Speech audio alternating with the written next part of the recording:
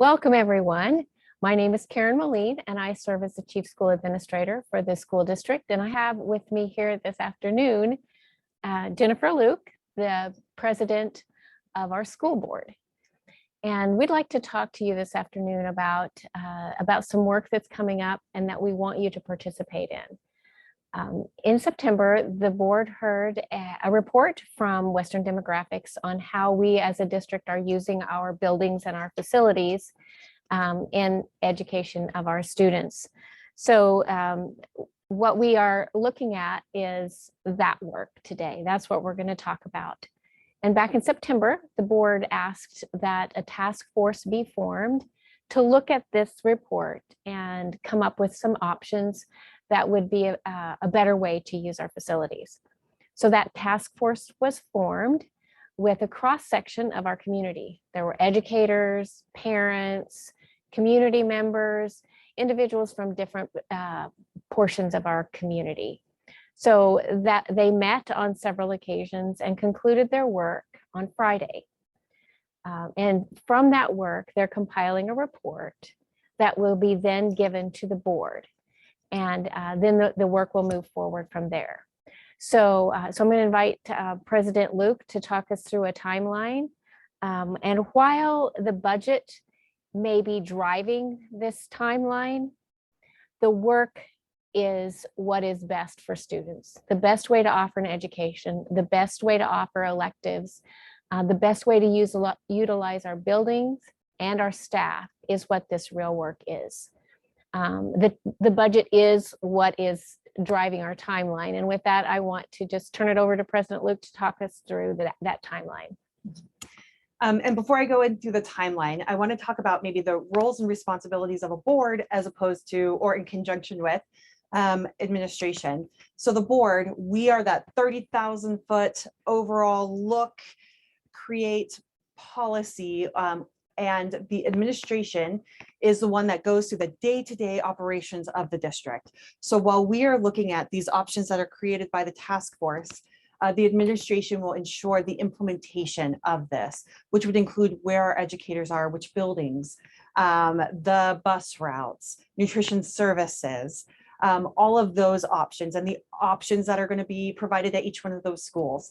And so this timeline really reflects that overarching board responsibility with all of that work that the administration and the task force is doing in the background.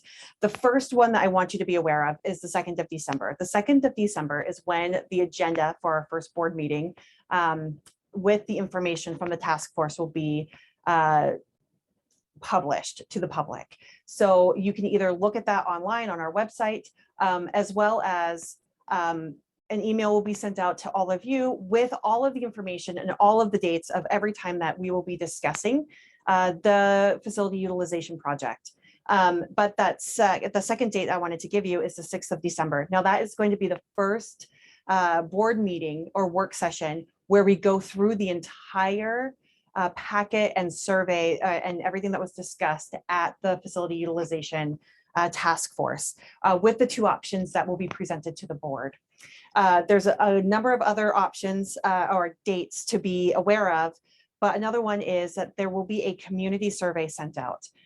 We really would love for you to be involved and engaged with us through this community survey so that we can hear your voice, see maybe what your concerns are, if you have any ideas or thoughts, so that we can be better prepared as we make these decisions that are coming up.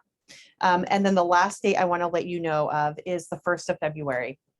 Now that will be the day that the board will be making a vote on what the district will be doing moving forward.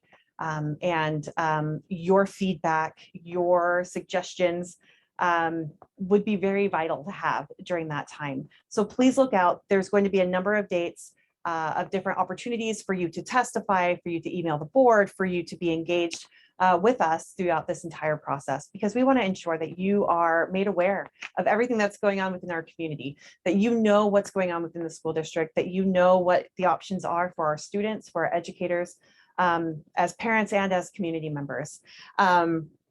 the other thing that I just really want to reiterate is that we are so grateful for all of you and your participation. We know change is inevitable. We have lots of things that are going on, but we know that if we can make change that is a positive change for our students, that it will positively affect their outcome in the future. And so we're kind of excited to see what options we have in front of us.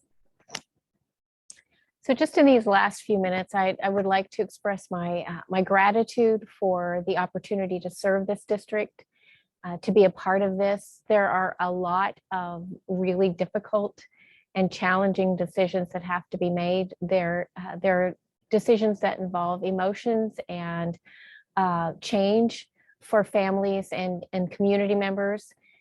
So it's going to be a lot of work.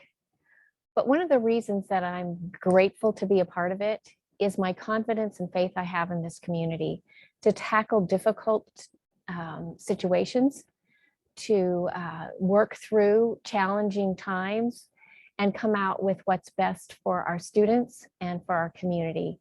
So I just want to thank you in advance for participating in the process and working with us through this difficult time.